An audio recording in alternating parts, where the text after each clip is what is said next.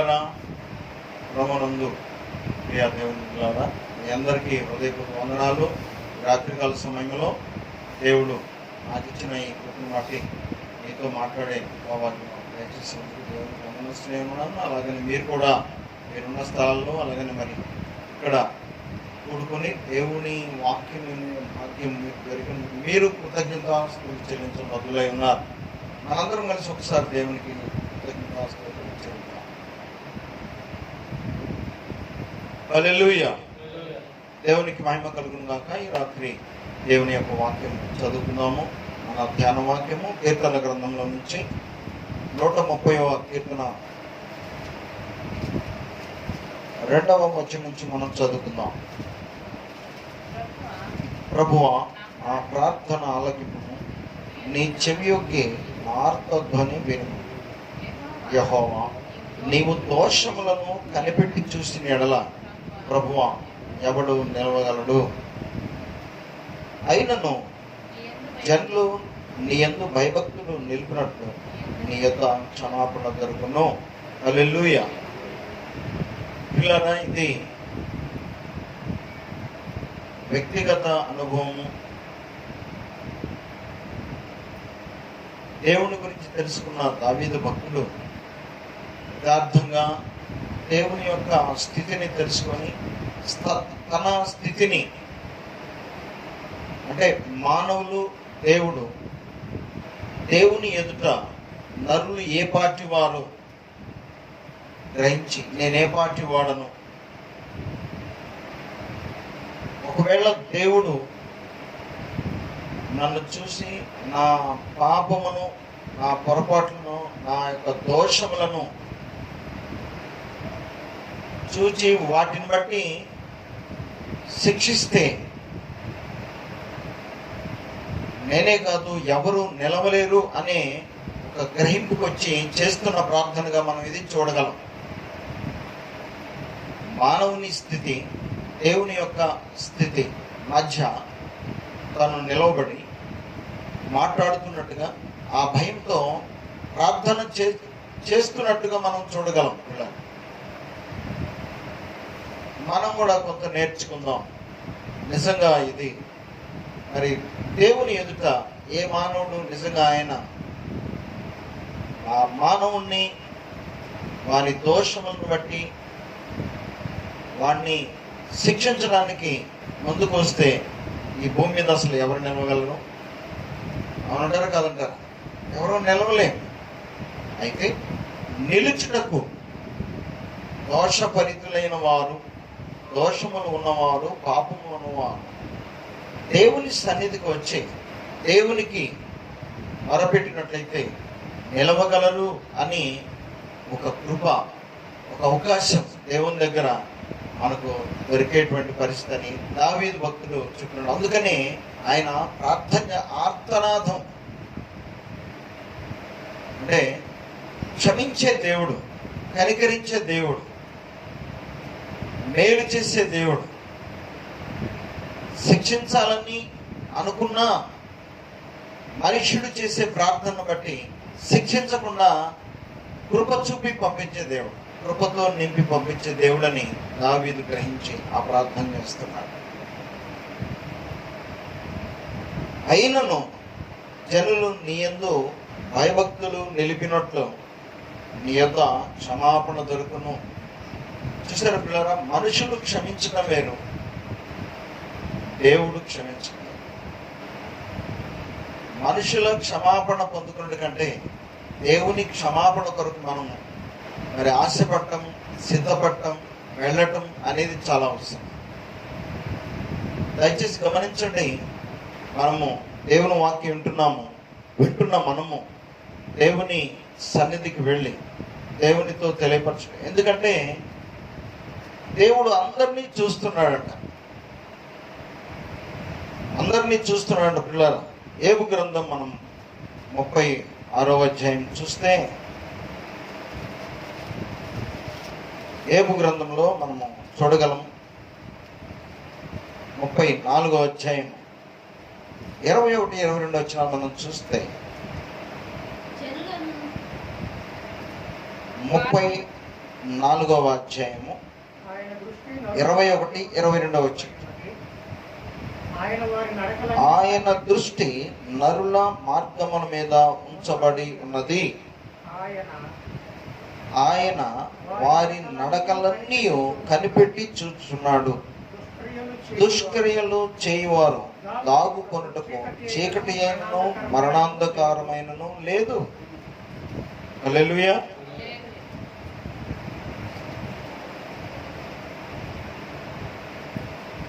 ఒకవేళ 23వ వచనం కూడా మనం చదివి ఇంకొక వివరం మనకు తెలుస్తుంది. ఒకడు న్యాయ విమర్శలోనికి రాకముందు బహుకాలము అతనిని విచారణ చేయుట దేవునికి అగత్యము లేదు. చూసారా ఇక్కడ? అంటే ఇది 23వ వచనం మనకు ఒక విషయాన్ని తెలియపరుస్తున్నది. ఈ లోకంలో ఈ విచారణ మరి శిక్ష అమలు చేయడానికి తప్పు చేసిన వారికి అసలు వారు ఎంత మేరకు తప్పు చేశారు, ఇది ఎంత నిజమో అబద్ధమో తేల్చడానికి విచారణలు జరుగుతాయి. చాలా కాలం పడుతుంది. ఒకవేళ శిక్ష నిజంగా చేసిన వాళ్ళకి పడవచ్చు, చేయని వాళ్ళకు కూడా పడవచ్చు, చేసిన వాళ్ళకి విడిపించబడవచ్చు. కానీ దేవునికంట అగత్యం లేదంట. దీన్ని బట్టి మనకేమర్థమవుతుంది? ఒకటి, దేవునికి విచారణ అవసరం లేదు. ఎందుకంటే ప్రతి మనిషిని యొక్క నడతల మీద ఆయన దృష్టి నిలిపించాడు. ఇంకా ఆయనకి సాక్ష్యాలు అవసరం లేదు. అవసరమా? దేవునికి అసలు అవసరం లేదు. దావీదు అది గ్రహించాడు. ఇంకంతే. తన యొక్క దోషములను దావీదుకి మనుషుల ద్వారా దేవుడు తెలియపరిచినప్పుడు ఈ పశ్చాత్తాపంలోకి వచ్చాడు. దయచేసి గమనించండి పిల్లరా, ఈ లోకంలో నువ్వు ఎవరైనా కావచ్చు, కానీ నువ్వుగా సృష్టించబడలేదు. దేవుని యొక్క కృపచేత నీ తల్లిదండ్రులకు నీవు పుట్టావు. పుట్టినప్పుడు నీతిమంతుడుగానే దేవుడు ఏ దోషం లేనివానిగానే జన్మింప చేశాడు. కానీ మనం పుట్టిన తర్వాత మనుషుల యొక్క స్వభావములను బట్టి మనము దోషభరితులమైపోయినాం. అంతే. దయచేసి గమనించండి, ఈ దోషముల విషయమై మనము దేవుని ఎదుట వాదించడానికి కూడా అవకాశం లేదు. ఇంకంతే. మానవుడు కర్మపాపము, జన్మపాపం మొదట, తర్వాత కర్మపాపములు చేసిన వాడు ఉన్నాడు. అందుకని రోమీయులకు రాసిన పత్రికలో ఉన్నది, ఏ భేదము లేదు, అందరూ పాపము చేసి దేవుడు అనుగ్రహించి మహిమను కోల్పోయినారు. రోమీయులకు రాసిన పత్రికలో 3వ అధ్యాయం 11వ వచనం నుంచి మనం చదివితే ఇంకో విషయం. రోమీయులకు రాసిన పత్రిక 3వ అధ్యాయము చదవండి పిల్లారా. నీతిమంతుడు లేడు, ఒక్కడను లేడు. గ్రహించువాడు ఎవడనూ లేడు. దేవుని వెతుకువాడు ఎవడనూ లేడు. అందరూ త్రోవ తప్పి ఏకముగా పలికి మారిన వారైరి, పనికి మాలిన వారైరి. మేలు చేయువాడు ఎవడను ఒక్కడను లేడు. వారి గొంతుక తెరచిన సమాధి, తమ నాలుకలతో మోసము చేయుదురు. వారి పెదవుల క్రింద విషసర్పమున్నది. వారి నోటి నిండా శపించుటయు పగయు ఉన్నాయి. రక్తము చిందించుటకు వారి పాదములు పరిగెత్తుచున్నవి. నాశనమును కష్టమును వారి మార్గములలో ఉన్నవి. శాంతి మార్గము వారు ఎరుగరు. వారి కన్నుల ఎదుట దేవుని భయము లేదు. అబ్బా! ప్రతి నోరు మోయబడినట్లు సర్వలోకము దేవుని శిక్షకు పాత్రమగనట్లును ధర్మశాస్త్రము చెప్పుచున్న వాటినన్నింటినీ ధర్మశాస్త్రములకు లోనైన వారితో చెప్పుచున్నదని ఎరుగుదము. ఇలా వారి కన్నుల ఎదుట దేవుని భయము లేదు. ఇంకంతే. ఎవరి కన్నుల ఎదుట దేవుని భయం ఉంచుకుంటారో వారు అధిక దోషములు చేయలేరు, అబద్ధంలో ఆడలేరు, మోసము చేయలేరు. ఎందుకంటే దేవుడు నన్ను చూస్తున్నాడు, నన్ను వింటున్నాడు. నేను ఇంకా ఏమి దాచలేను. ఒకవేళ మనుషుల దగ్గర నేను బకాయించవచ్చు, దబాయించవచ్చు, దాటవేయచ్చు, కానీ దేవుని ఎదుట నేను అలా ఉండలేను. దేవుడు నన్ను చూస్తున్నాడు అని కనుక ఆ భయము కలిగి ఉంటే, దావీదుకి మొదట భయం రాలా. దేవుని యొక్క ప్రవక్త అయిన నాతానును తన యొద్దకు పంపించి తన దోషమును పూసగుచ్చినట్టుగా జరిగినట్టుగా చెప్పినందువలన ఇదిగో ఈ పశ్చాత్తాప ప్రార్థన వచ్చింది. ఎవరు అలాగా ప్రార్థన చేయగలరో వారికి కృప దొరుకుద్ది. దావీదు భక్తునికి శాశ్వత కృప చూపించినాడు ఈ పశ్చాత్తాప ప్రార్థన తర్వాతనే. ఎందుకంటే ఆయన నరుల మార్గముల మీద ఆయన దృష్టి ఉంచి ఉన్నాడు. అంతే పిల్లలు. మనం ఇర్మీయా గ్రంథంలో కూడా 16వ అధ్యాయం 17వ వచనం కూడా చూస్తే ఇశ్రాయేలు విషయమై చూడండి, దేవుడు చెప్తున్నాడు, ఏది నేను చూడలేదు ఇశ్రాయేలు యొక్క మార్గముల మీద నా కను దృష్టి ఉంచి ఉన్నానయ్యా. ఏలయనగా వారు పోయిన త్రోవలన్నిటి మీద దృష్టి ఉంచితిని, ఏది నా కన్నులకు మరుగై ఉండలేదు, వారి దోషములు నాకు మరుగై ఉండలేదు. వారు తమ హేయ దేవతల కళేబరములను చేత నా దేశమును పవిత్రపరిచి ఉన్నారు. తమ హేయ క్రియలతో నా స్వాస్థ్యమును నింపి ఉన్నారు కనుక నేను మొదట వారి దోషములను బట్టి, వారి పాపమును బట్టి రెండంతలుగా వారికి ప్రతీకారము చేసేదను. ప్రతీకారము ఆయన చేయబోతున్నాడు, ప్రతిఫలము ఇవ్వబోతున్నాడు, శిక్ష పంపించబోతున్నాడు. దయచేసి గమనించండి. మరి మనం ఏం చేయాలా? ఇప్పటికే శిక్ష రానటువంటి మనం ఏం చేయాలి? మా వలన ఏమైనా దోషము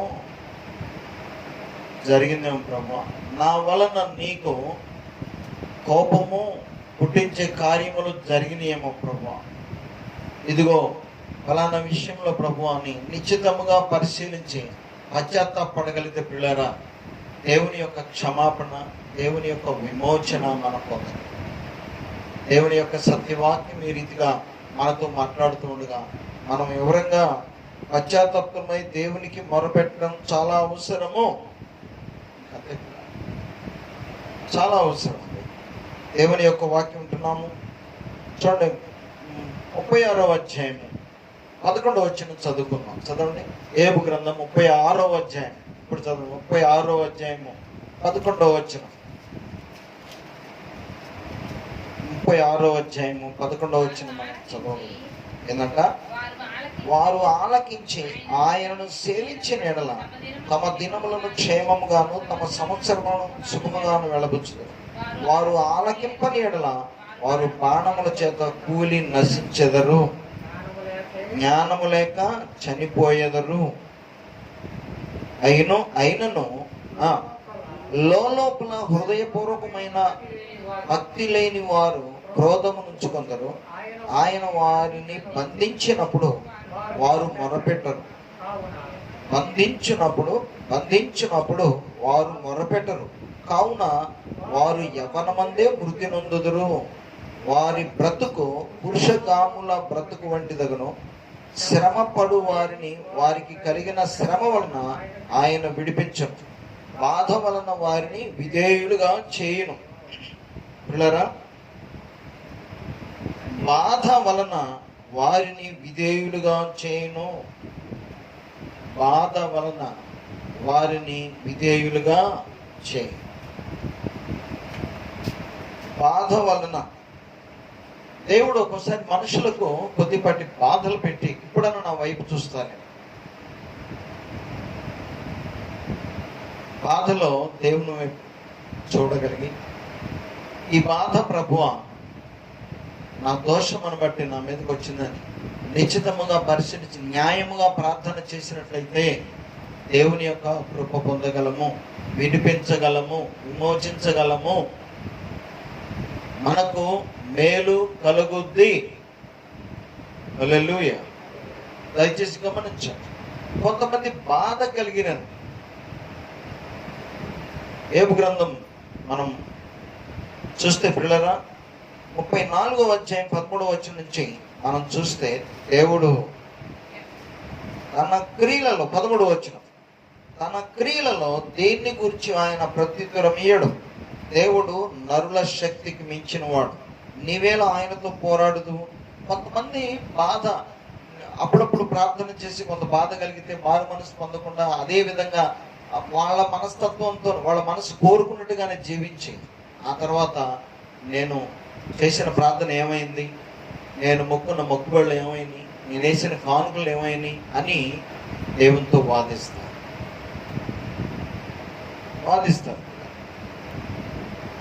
ఇదేంటి నాకు ఈ బాధలు వచ్చినాయి, ఈ శ్రమలు వచ్చినాయి, అసలు ఆ శ్రమల వలన మనకేదో మేలు చేయబోతున్నాడు, కొద్దిపాటి కీడు పంపించి కీడు తర్వాత పాట ఉంది, స్టీవెన్సన్ బ్రదర్ పాట ఉంది కదా, కీడు వెనకే ఆశీర్వాదము పంపించే దేవుడు. కీడులో, శోధనలో, శ్రమలో మనకేదో నేర్పబోతున్నాడని మనం కొంచెం నిదానించి పరిశీలించుకున్నట్టయితే ఒక విషయం తెలుస్తుంది. మనం ఎంత దోషంలో ఉన్నాం, పాపంలో ఉన్నామో, దేవునికి ఎంత దూరమయ్యామో, భక్తి ఎంత విడిచిపెట్టామో మనకు తెలుస్తుంది. ఈ ప్రయత్నం కూడా చేయరు కొంతమంది. దేవుని మీద వ్యతిరేక మనస్సు కలిగి ఉంటారు. దేవుడితో వాదించే అంతగా పాస్టర్ గారితో వాదించే విధంగా ఉంటారు. ఎంత బాధకరమైన విషయం గమనించండి, చదవండి. ఆయన అన్నాడు, దేవుడు నరుల శక్తికి మించిన వాడు, తన క్రియలలో దేని గురించి ఆయన ప్రత్యుత్తరం ఇయ్యాల్సిన అవసరం ఆయనకు లేదు. నీవేళ ఆయనతో పోరాడుదు. దేవుడు ఒక్కమారి పలుకును, 2 మారులు పలుకును, అయితే మనుషులు అది కనిపెట్టరు. ఎందుకు కనిపెడతారండి? వాళ్ళు ఏదేదో కనిపెడుతున్నారు, ఏదేదో చూస్తున్నారు, ఏదేదో ఆలోచిస్తున్నారు, ఏదేదో సంపాదించాలి, ఏదేదో పోగేసుకోవాలని ఆలోచిస్తున్నారు. అసలు దేవుడు మాట్లాడుతున్నాడు, నేను శ్రద్ధగా వినాలి. దేవుడు ఏం మాట్లాడతాడు ఈ పూట నేను వినాలి, నేను బలపడాలి, దేవుని వాక్యం చేత నేను శుభ్రపడాలి, దేవుని వాక్యం చేత నేను ఒక విషయాన్ని తెలుసుకోవాలి, నన్ను నేను బలపరుచుకోవాలి, దేవుని చేత నేను సంధించబడాలి. ఆయన నన్ను సంధిస్తేనే నా లోపములను తొలగిపోతాయి, నా పాపములు తొలగిపోతాయి, నా దోషములు తోలివేయబడతాయి, శుద్ధి చేయబడతాను నేను అని కనిపెట్టుకోరు పిల్లలు. ఎంత శోచనీయము, ఎంత విచారకరం ఈ విషయము. అలా కనిపెట్టుకోగలమా మనము? కనిపెట్టుకుంటే కృప దొరుకుతుందని వాక్యం ఉన్నది. కృప కోసం కనిపెట్టుకున్న వారికి వారి ప్రాణము మరణం నుంచి తప్పించుకున్న కరువులు వారిని సజీవులుగా కాపాడుకును అని కీర్తన గ్రంథం 33వ అధ్యాయం 19వ వచనం చదవగలం పిల్లలు. ఈ కనిపెట్టుకోవడం ఏదైతే ఉన్నదో కొంతమంది కనిపెట్టుకోరండి. అలాగా కొంచెం శ్రమ వచ్చిందంటే దేవుని విడిచిపెట్టేస్తారు. ఏమైతే అది అయిందిలే, ఇవాళ వస్తే రేపు 2 అన్నట్టుగా. చూసారా? అలా చనిపోయి మళ్ళీ ఎక్కడికి వెళ్తాం? ఆయన ముందే నిలబడతాం పిల్లరా. దయచేసి గమనించండి. కొద్దిపాటి శ్రమ ద్వారా మనకు ఒక శిక్షణ, మనకు ఒక తర్ఫీదు, మనకు ఒక విషయాన్ని తెలియపరుస్తాడు. ఏమంటున్నాడు? అయితే మనుషులు అది కనిపెట్టరు. 15వ వచనం, మంచం మీద కొనుకు సమయమున గాఢ నిద్ర పట్టినప్పుడు కలలో రాత్రి కలుగు స్వప్నములలో నరులు గర్విష్ఠులు కాకుండా చేయనట్లు, తాము తలచిన కార్యములు వారు మానుకొన చేయనట్లు, గోతికి పోకుండా వారిని కాపాడునట్లు, కత్తి వలన నశించకుండా వారి ప్రాణమును తప్పించినట్లు ఆయన వారి చెవులను తెరవజేయను, వారి కొరకు ఉపదేశమును సిద్ధపరచు. వ్యాధి చేత మంచం ఎక్కుట వలనను, ఒకరి ఎముకలలో ఎడతగని నొప్పులు కలుగుట వలనను వాడు శిక్షణమునందును. అంటే దేవుడు మనల్ని కొద్దిపాటి శిక్షణకు గురి చేసి, శ్రమకు గురి చేసి, నిశ్చితముగా పరిశీలించి ఆయన మనలో చూసిన దోషములను పోగొట్టడానికి కొద్దిపాటి శ్రమను అనుమతిస్తాడు, మాట్లాడటానికి ఇష్టపడతాడు. అది మనము గమనించి దేవుడు నాతో ఏం మాట్లాడతాడో కొద్దిసేపు వెళ్ళి ఆలకించి నేను బలపరుచుకోవాలి, సరిచేసుకోవాలి, శుభ్రపరచుకోవాలి అని అనుకుని దేవుని సన్నిధికి వచ్చి మనం నిరీక్షిస్తే, కొంచెం సేపు కనిపెట్టుకుంటూ పిల్లరా, మనల్ని మేలు కలగజేసే దేవుడు, మన దోషములను పరిహరించే దేవుడు. హల్లెలూయా. ఈ వాక్యాన్ని వింటున్న మనము దావీదుకు వచ్చిన పశ్చాత్తాపం మనకు రావడం ఎంతైనా అవసరం. ఎందుకంటే దేవుడు సమస్తం ఎరిగినవాడు. దేవుడు మనకి అంటే గొప్పవాడు, మనల్ని సృజించిన వాడు, మనల్ని ఆమూలాగ్రంగా చూడగలిగిన వాడు. ఇంకా ఆయన దగ్గర మనం తప్పించుకోవడానికి వీల్లేదు పిల్లలు. ఇది కాదు, నేను ఎట్లా చేయలేదు అని చెప్పలేము. ఎందుకంటే మన క్రియలు మనకు చూపెట్టగలిగిన శక్తిమంతుడు. హల్లెలూయా. అందుకని నరుల కంటే శక్తిమంతుడు అని ఇందాక ఏబు గ్రంథంలో ఏ భక్తుడి ద్వారా తెలియపరిచాడు. ఒక దినాన్న నేను నీతిమంతుడిని, దేవుడు నా ఎడల న్యాయం తప్పాడు అని కొంచెం అతిశయించి తన భక్తి ద్వారా ఏబు భక్తుడు పలుకుతాడు ఈ మాటలు పలికి తను ఉంటే తనలాంటి వానికి, తనకంటే చిన్నవాడైనటువంటి ఏలీహు అనేటువంటి తన స్నేహితుడి ద్వారా ఎలాంటి బుద్ధి కలిగిన మాటలు దేవుడు తెలియపరుస్తాడో చూడండి. 35వ అధ్యాయంలోనే 5వ వచనం నుంచి మనం 34వ అధ్యాయంలో 5వ వచనం మనం చదివితే, నేను నీతిమంతుడును, దేవుడు నా పట్ల న్యాయం తప్పాడు అంటాడు. అబ్బా, న్యాయవంతుడనై ఉండి నేను అబద్ధికునిగా ఎంచబడుచున్నాను. నేను తిరుగుబాటు చేయకపోయినాను, నాకు మానజాలని గాయము కలిగాను. ఏబు అనుచున్నాడు, నేను తిరుగుబాటు చేయకపోయినను నాకు మానజాలని గాయము కలిగనని ఏబు అనుచున్నాడు. చూడండి ఏ మాట ఇది. అసలు నేను ఏ పొరపాటు చేయకపోయినా కానీ నాకేంటి గాయాలు తగిలినాయి అంటున్నాడు. ఇంకేమన్నాడు, నేను నీతిమంతుణ్ణి, అసలు దేవుడే నా పట్ల న్యాయం తప్పాడు, నాకు శ్రమ ఇచ్చాడేంటి, బలహీనత ఇచ్చాడేంటి, అయ్యో ఇదేంటి అసలు, ఇదంతా అన్యాయము అంటున్నాడు ఏబు. అయితే ఏబుతో తనకంటే వయసులో చిన్నవాడైనటువంటి ఏలీహు చేత ఏబు కన్నులు ఆత్మీయ నేత్రాలు తెరిపిస్తాడండి. చదవండి కిందకి 7వ వచనం. ఏబు వంటి మానవుడు ఎవడు? అతడు మంచి నీళ్ల వలె తిరస్కారమును పానము చేయుచున్నాడు. అతడు చెడుతనము చేయు వారికి చెరుకాడాయను, భక్తిహీనులకు సహవాసి. నరులు దేవునితో సహవాసము చేయుట వారికి ఏమాత్రము ప్రయోజనకరము కాదని అతడు చెప్పుచున్నాడు. విజ్ఞానము గల మనుషులారా నా మాట ఆలకించుట, దేవుడు అన్యాయము చేయుట అసంభవం. అంటే ఏబు అనుభవం ఒకప్పుడు చాలా గంభీరంగా ఉన్నది. దేవుని చేత మెచ్చుకొనబడిన భక్తుడు. తన మీదకు శ్రమలు వచ్చినాయి. ఆ శ్రమలు చూసి దేవుణ్ణి తప్పు పట్టే స్థితికి దిగజారిపోయాడు. చాలా మంది పిల్లల విశ్వాస జీవితంలో వాళ్ళు చేసిన భక్తిని బట్టి భక్తికి వెళ్ళి చూసుకొని భగవంతుడిని, దేవుణ్ణి తక్కువగా చూస్తారు. కొద్దిపాటి శ్రమలు ఎన్ని వస్తాయి, మన వలన ఏమైనా చిన్న పొరపాట్లు జరిగిన మనం మర్చిపోతాము, మన వలన జరిగిన దోషాలను మనం పట్టించుకోము, మర్చిపోతాము. వాటిని బట్టి దేవుడు ఎందుకంటే చూస్తున్నాడు కదా, వాటిని బట్టి ఆ అపరాధం మన మీద లేకుండా ఉండాలని మనల్ని శిక్షణలోకి నడిపించడానికి దేవుడు కొద్ది శ్రమ పంపిస్తే కొంతమంది తట్టుకోలేరు. ఏవీ తట్టుకోలేకపోయాడు పిల్లలు, మనమే పాటి వాళ్ళం. అయితే మనం ఈ మాటలు విని ఏది ఏమైనా దేవుడు ఒకవేళ నా మీదకు పంపించాడంటే నాలో అపరాధం ఉన్నదేమో, దోషం ఉన్నదేమో, అందుకని ఈ శ్రమలో నేను నిలబడాలి, మరలా దేవుణ్ణి అడిగి దేవుని కృప ద్వారా దాన్ని నేను దాటాలి అని, అధిగమించాలి అని ప్రయత్నం చేస్తే దేవుడు సహాయం చేస్తాడు. హల్లెలూయా. అదే అక్కడ అంటున్నాడు ఆయన, ఏమంటున్నాడు, నరుల విజ్ఞానము గల మనుషులారా నా మాట ఆలకించండి, దేవుడు అన్యాయం చేయటం అసంభవము, సర్వశక్తుడు దుష్కార్యము చేయటం అసంభవము. నరుల క్రియలకు తగినట్టుగా ఫలము ఆయన వారికి ఇచ్చను, అందరికి వారి వారి మార్గములను బట్టి వారికి ఫలమిచ్చను. దేవుడు ఏమాత్రము దుష్కార్యము చేయడు, సర్వశక్తుడు న్యాయము తప్పడు. హల్లెలూయా. ఇది మన హృదయపూర్వకంగా గుండెల నిండా మనం ఉంచుకోవాలి. ఏది ఏమైనా ఒకవేళ నాకు పొయ్యే కాలం వచ్చినా, ఈ పొయ్యే కాలం వచ్చింది దేవుడు కోపంతో కాదు కానీ నా పాపాన్ని బట్టి, నా దోషాన్ని బట్టి అని అనుకుని పశ్చాత్తాపడితే ఖచ్చితంగా దేవుడు క్షమిస్తాడు, ఆ స్థితి నుంచి విడిపిస్తాడు, మరణమును కూడా తప్పిస్తాడు. ఒక దినాన ఏబు గారు అయితే అందరూ చనిపోయారు, వార్త చెప్పడానికి నేను ఒక్కడిని మిగిలి ఉన్నాయని వరుసన చెప్పుకుంటూ వచ్చి అందరూ చనిపోతారు, ఉన్నాయన్ని పోగొట్టుకుంటాడు. ఇది సాతానుకి దేవునికి మధ్య జరిగిన సంభాషణలో. దేవుని సభ జరుగుతున్న దినాన సాతాను కూడా దేవుని సభలోకి వెళ్ళి ఏబు గురించి దేవుడు గొప్పగా చెప్తారు. మీ కృపను బట్టి మీరు ఆయనకు కాపుదలుగా ఉన్నారు కాబట్టి అతను నా చేతికి అప్పగిస్తే నేను చూడండి ఏం చేస్తానని సాతానంటే, సరే నీ చేతికి అప్పగిస్తున్నానని చెప్పి అప్పగించినప్పుడు సాతానుడు సమస్తము పోగొడతాడు ఏబి. అయితే అసలు ఇది ఎందుకు జరిగింది, నేను నీతిమంతుడైతే అనే భావనతో కొంచెం దుఃఖపడుతూ ఉంటాడు.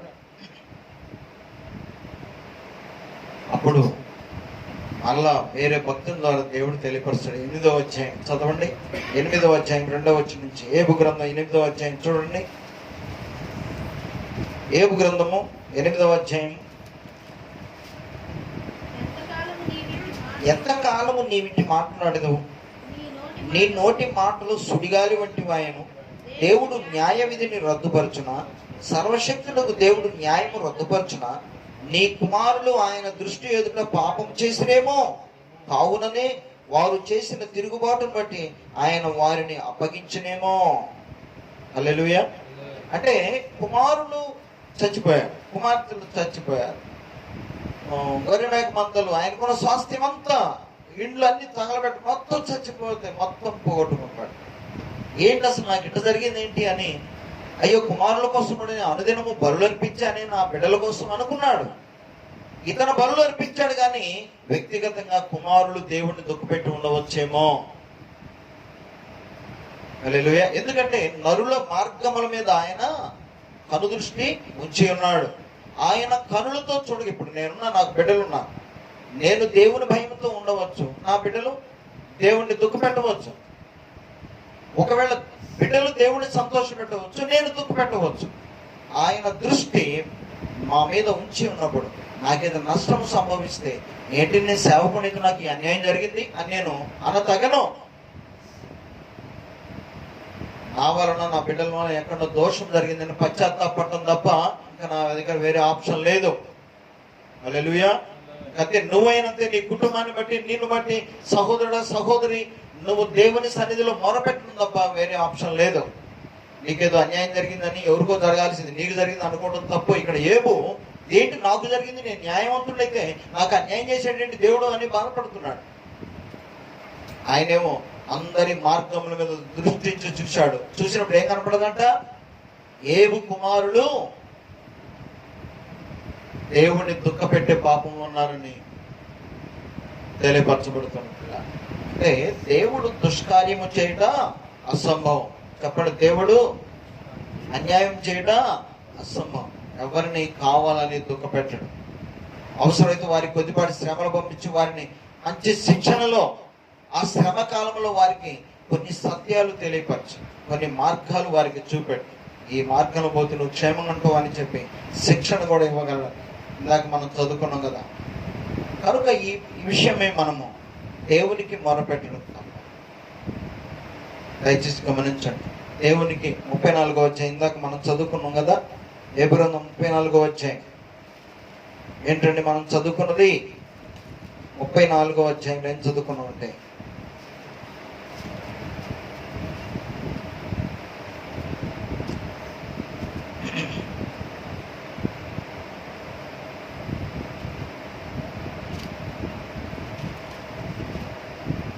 దేవుడు ఏమాత్రము దుష్కార్యము చేయడు, సర్వశక్తుడు న్యాయము తప్పడు. ఎవడైనను భూమిని ఆయనకు అప్పగించిన, ఎవడైనా సర్వ ప్రపంచ భారం ఆయనకు అప్పగించిన, ఆయన తన మనస్సు తన మీదనే ఉంచుకుని ఎడల తన విశ్వాసములను తన యొద్ద తిరిగి తీసుకుని ఎడల శరీరులందరూ ఏకముగా నశించెదరు, నరులు మరలా ధూళి అయిపోవుదురు. కావున దీన్ని విని వివేచించుము, నా మాటలు ఆలకింపుము. హల్లెలూయా. పిల్లరా, ఇందాక చెప్పుకుంటూ వస్తుంది, జ్ఞానము గల మనుషులారా నా మాట ఆలకించుడే అని 10వ వచనం చెప్తూ, దేవుడు అన్యాయం చేయడం అసంభవమయ్యా, సర్వశక్తుడు దుష్కార్యం చేయడం అసంభవము. నరులు క్రియలకు తగినట్టుగా ఫలము ఆయన వారికి ఇచ్చును. ఎందుకంటే నరుల యొక్క మార్గముల మీద ఆయన దృష్టి, కింద 21వ వచనం మనం చదువుకున్న ముందే, ఆయన దృష్టి నరుల మార్గముల మీద ఉంచబడి ఉన్నది. ఆయన వారి నడకలన్నీ కనిపెట్టి చూస్తున్నాడు. దుష్క్రియలు చేయువారు తాగుకొనుటకు చీకటి అయినను మరణాంధకరమైనను లేదు. ఏమండి? చీకటి అయినను మరణాంధకారమైనను లేదు. అసలు దేవుడు తన శ్వాస నిశ్వాసలు ఆపేయాడు అనుకో, ఏం జరుగుతుందండి? హల్లెలూయా. ఏమవుద్ది? మానవులందరూ ఏకంగా ఇంకా కరోనా వైరస్ కూడా పంపించాల్సిన పని లేదు. అసలు మనుషులుంటేనేగా. సరే, నా శ్వాస నేను నా దగ్గరే ఉంచుకుంటా అని ఆయన ఆఫ్ చేశాడు అనుకో, ఏమవుద్ది? నరులందరూ ఏకముగా జీవాత్మ నశించిపోతాడు.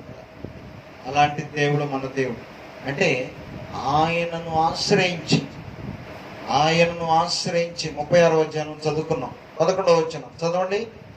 వారు ఆలకించి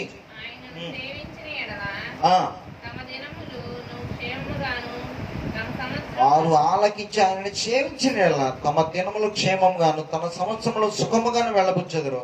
వారు ఆలకింపని ఎడల వారు ప్రాణముతో చేత కూలిదరు. పిల్లరా, బాగా చూడండి, గమనించండి. దేవుని యొక్క వాక్యం వింటున్న మనము అలాంటి దేవునికి కోపం పుట్టించుట కంటే ఆయన దయ పొందుటే ఎంత మంచిది. అలాంటి దేవునికి కోపం పుట్టించుట కంటే ఆయన యొక్క దయ పొందటం మనం ఎంత మంచిది. దయచేసి గమనించండి ఈ విషయం. అందుకనే కీర్తనకారుడు ఏం ప్రార్థన చేస్తున్నాడండి?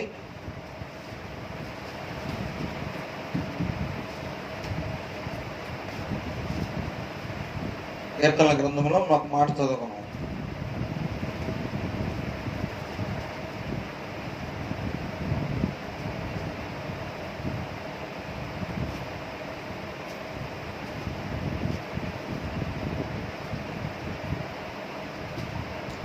ముప్పై 33వ అధ్యాయంలో మనం చూసినట్లు పిల్లరా,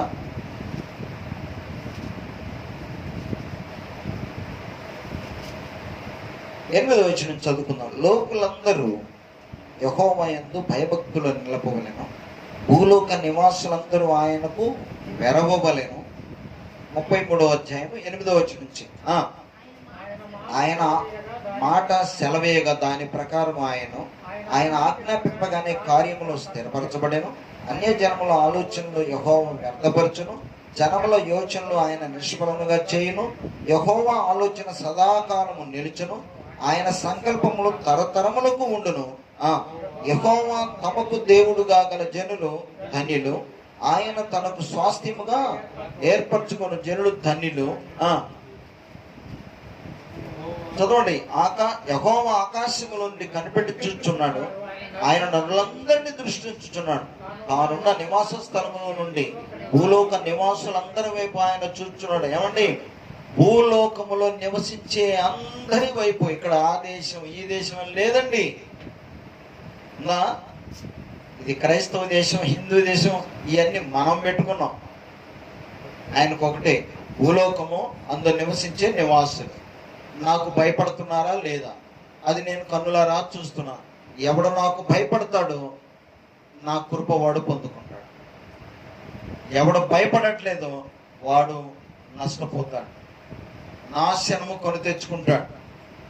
కాబట్టి నాకు భయపడు వారెవరో వారు క్షేమంగా ఉండేదరు. ఇంకంతే. నరులందరి వైపు ఆయన నరులందరినీ దృష్టించుతున్నాడంట. తానున్న నివాస స్థలంలో నుండి భూలోక నివాసులందరి వైపు ఆయన చూస్తున్నాడంట.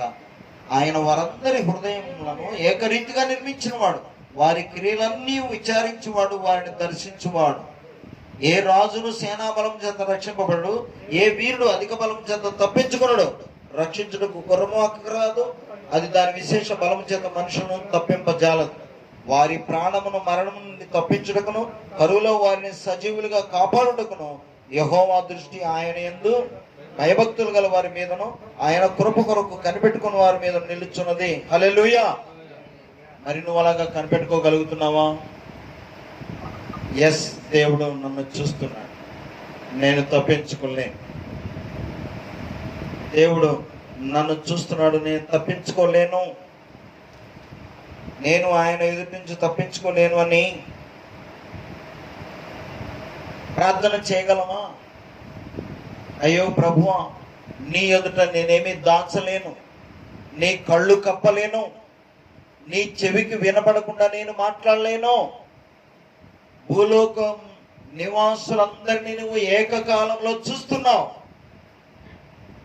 ఉపగ్రహము, శాటిలైట్ పిల్లల ఆకాశంలో పంపిస్తే ఆయా దేశాల ఉపగ్రహాలు ప్రపంచాన్ని అంతా ఈ భూగోళాన్ని చుడుతూ తిరుగుతూ చూపిస్తూ పిక్చర్లు పంపిస్తూ ఉంటాయి. ఆయన దృష్టికి ఈ భూగోళం చిన్న రేణు అంత కనపడుతుంది. అవునా కదా? ఒక గోళిక ఆయన ఉండుగా ఉన్న గోళీని మనం చూస్తే అంత కనపడలేదు మనకి. ఒక చిన్న క్రిమి ఆ గోళీని చూడగలదు, అవతల వైపు చూడలేదు. కానీ మనం నిల్చుండి మొత్తం చూడగలం. దేవుడు ఆకాశం అంతా కన్ను చేసుకొని భూలోక నివాసులందరి వైపు అలాగ చూడగలం. హల్లెలూయా. కాబట్టి మనం ఎవరూ ఆయనకు దాచలేము. మన క్రియలను బట్టి ఆయన ఎదుట ఒప్పుకోవడం తప్ప, ప్రభువా నన్ను నీకు అనుకూలమైన వ్యక్తిగా, నీకు ఇష్టమైన వ్యక్తిగా నన్ను మార్చు, నాలో ఉన్న దోషాలు తీసివే ప్రభు అని ప్రార్థన చేయడం తప్ప లేదయ్యా పిల్లలు. మరొక అవకాశం లేదో. ఇంకొకటి చేసి నేను తప్పించుకోగలనని అనలే మనం, వాదించి గెలవగలమని అనలే మనం. అంతే. ఆయనకు సాక్ష్యములు కూడా అవసరం లేదు, ఆయనే సాక్ష్యం చెప్పగలరు. అందుకని కీర్తనకారుడు భక్తుడైన దావీదు ప్రార్థన చేస్తాడు. ప్రార్థన చూడండి పిల్లరా, 139వ దావీదు కీర్తన 23వ వచనం. ఈ ప్రార్థన మనం ఈ పూట చేద్దామండి అందరము. దేవా నన్ను పరిశోధించి నా హృదయమును తెలుసుకోను, నన్ను పరీక్షించి నా ఆలోచనలను తెలుసుకోను. నీకు ఆయాసకరమైన మార్గము నా యందు ఉన్నదేమో చూడుము, నిత్య మార్గమున నన్ను నడిపించము. హల్లెలూయా. ఎందుకంటే ఆయనకు ఆయాసకరమైన మార్గము మన యందు ఉండగలదు. ఎందుకంటే సాతానుకు మనం అవకాశం ఇస్తూ ఉంటాం. దేవుడి నుంచి దూరం అవడానికి, మనల్ని చెరిపివేయటానికి, చెడగొట్టడానికి మనం సాతానుకు అవకాశం ఇస్తాం. అయితే ఇచ్చిన మనము పడిపోతాం, చెడిపోతాం. పడిపోకుండా చెడిపోకుండా మనల్ని నిలబెట్టగలిగిన వాడు దేవుడు ఒక్కడే. సైతాను పడగొడితే, అయ్యా నేను ఇలా పడిపోయాను ప్రభువా అని మనం దేవునికి మొరపెడితే నిలబెట్టగలిగిన వాడు దేవుడు, క్షమించగలిగిన వాడు దేవుడు. అందుకనే యెహోవా నీ యొద్ద కృప దొరుకుద్ది. 135 కీర్తనలో అదే ఉన్నది. నీ యొద్ద క్షమాపణ దొరుకుద్ది. నిజానికి నరులను నీవు దోషములను వెతికి చూసిన ఎవడు నిలవగలడు? నిలవలేడు. కానీ పశ్చాత్తాపమై నీ పాదాలు పట్టుకొని మొరపెడితే కృప మాకు దొరుకుద్ది, విమోచన మాకు దొరుకుద్ది. ప్రభువా మాకు సహాయము చేయము అని ప్రార్థన చేస్తే దేవుడు సహాయం చేస్తాడు. మరి నీ పరిస్థితి ఏంటి? నీవు అలాగా ప్రార్థన చేయగలవా? ఆయన ఎట్నొకటి తప్పించుకుంటానులే అని అనుకుంటున్నావు. మానవుల నుంచి తప్పించుకోగలమేమో కానీ దేవుడి నుంచి తప్పించుకోలేము పిల్లరా. కావున సమస్తము చూడగలిగిన దేవుని ఎదుట మనం ఉన్నాం కనుక మనము యథార్థంగా ప్రార్థన చేసి దేవుని కృప సంపాదించుకుందాం. లేదా దేవుని శిక్షను తప్పించుకోలేం. ప్రార్థన చేద్దాం అందరం. దావీదు చేసిన ప్రార్థన మనం చేయడం చాలా అవసరం అండి. మహాపరిశుద్ధుల ప్రేమ కలిగిన గొప్ప దేవా నీకు వందనాలు, స్తోత్రాలు. రాత్రికాల సమయంలో మీరు మాకు వినిపించిన ప్రతి మాట కొరకు నీకు వందనాలు. నీవెలాంటి దేవుడు, నీ ఎదుట మనుషులమైన మేము ఎలాంటి వాళ్ళము ప్రభువా మీరు మాకు తెలియపరిచారు. నీ ఎదుట దాగి ఉండగలిగిన, దాచిపెట్టుకోగలిగిన మానవులు ఎవరు లేరని మీరు తెలియపరుస్తున్నారు దేవా.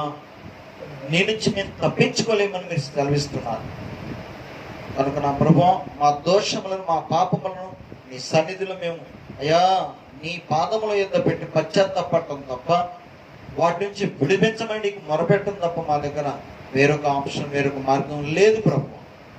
దయగలిగిన మా తండ్రి, మాలో ఏమేమి దోషములు ప్రభువా నీకు కనబడుతున్నాయి వాటిని తీసివేయమన్నాయి. నీ పరిశుద్ధ రక్త ప్రోక్షణతో మమ్మల్ని శుద్ధి చేయమన్నాయి. అయ్యా నీకు కోపం పుట్టించి ఏ స్థితి మాలో లేకుండా దావీదు చేసిన ప్రార్థనలాగా మా ప్రార్థన ఈ రాత్రి మీ సన్నిధికి చేర్చుకుంటున్నాయి. మమ్మల్ని శుద్ధి చేయి, మమ్మల్ని బాగు చేయి, శుభ్రపరచండి. అయ్యా నీ శిక్ష పొందుట కంటే నీ ఆశీర్వాదం పొందుట మేము అయ్యా దీర్ఘాయుషులకు నడిపించబడతాం. లేని ఎడల యవన ప్రాయంలోనే చనిపోవలసి వస్తే మీరు సెలవిస్తున్నారు.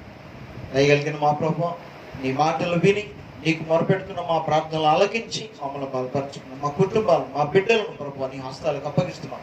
ఎవరి ద్వారా నీకు కోపం కలగకుండా అయ్యా నీకు ప్రేమ కలిగి నీ కృప పొందుకునే మార్గంలో మేము ముందుకు వెళ్ళడానికి సహాయము చేయమని. లోకములో నెమ్మది లేదు ప్రభువా, లోకములో ఎక్కడ చూసినా నాయన నెమ్మది లేదయ్యా, ఆరోగ్యం లేదు ప్రభువా, సంతోషం లేదు నాయన. అయ్యా కృప చూపించండి మా ప్రభువా. నీ మాటలు ఆలకించిన ఎడల, నీ వైపు చూసిన ఎడల అయ్యా మేము క్షేమంగా ఉండేదామని అయ్యా ఇప్పుడే మాకు తెలియపరిచారు. మీకు వందనాలు, స్తోత్రాలు ప్రభు. అలాగున మేమందరము కొనసాగుటకు సహాయం చేయండి. నీ మాటల చేత మమ్మల్ని రాత్రి సంధించినందుకు నీకు వందనాలు. మీ మాటల యొక్క శక్తిని మాకు దయచి బలపరచము. యేసయ్య పుణ్యనామం బట్టి వేడుకొనుచున్నాము పరమ తండ్రి, ఆమేన్. పరలోక తండ్రి యొక్క ప్రేమ, క్రీస్తు ప్రభు వారి యొక్క కృప, పరిశుద్ధాత్మ దేవుని యొక్క అన్యోన్య సహవాసం ఇప్పుడుని ఎల్లప్పుడు మన ప్రభు అయిన క్రీస్తు రాకడ వరకు మనందరికీ తోడుగా ఉండి నడిపించునుగాక, ఆమేన్. అందరికి వందనాలు. ప్రార్థన చేసుకోండి. ప్రభు మీకు తోడుగా ఉంటాడు. ఇప్పుడు దాకా దేవుని వాక్యం విన్నందుకు మీ అందరికీ వందనాలు తెలుస్తున్నాను. ఈ రాజ్ టెంపుల్ మరిపాలెం అని మీరు యూట్యూబ్లో సెర్చ్ చేసినట్లా కొన్ని మెసేజ్లు మీరు వినగలరు, ఆత్మలో బలపడగలరు. మేము ఆశిస్తున్నాం. తోడుగా వందనాలు.